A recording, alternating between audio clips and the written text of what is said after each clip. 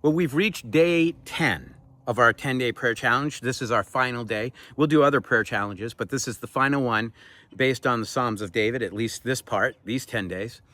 And I'm so grateful that you've been here. I'm so thankful that you have journeyed together. I'm thankful for all the comments that have encouraged everybody else in the group.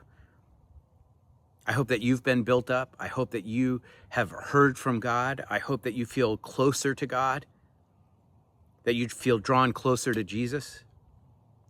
And it's only fitting that we have our final day be based on Psalm 103 and call it a life of praise.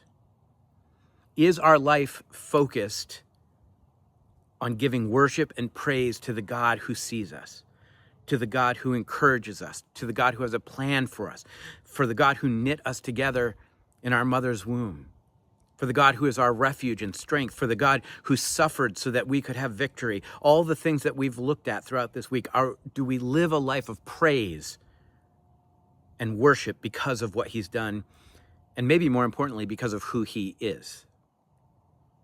Not what we get from him, but just who he is, his character, his nature, all the amazing things about God that are revealed through the writings of David in the Psalms. So our final passage that we're going to meditate on and reflect on is Psalm 103.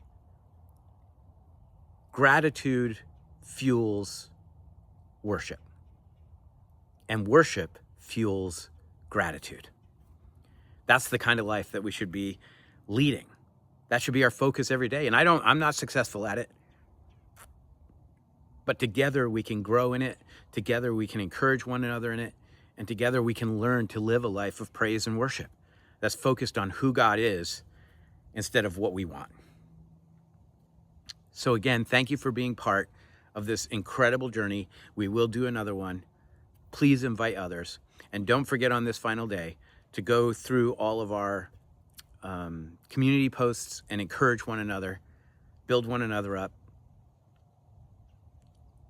And let's continue to seek God, continue to use this process or whatever process works for you to hear God's voice and be encouraged by his word.